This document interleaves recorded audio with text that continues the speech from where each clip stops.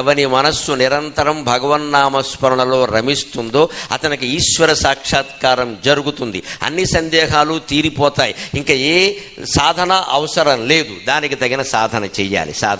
మనం ఇంట్లో ఉండే కృష్ణుడు బొమ్మ మన కళ్ళ ఎదురుగా శ్రీకృష్ణుడిగా మారుతుందమ్మా, సందేహమే లేదు. మనం ప్రయత్నం చేయాలి.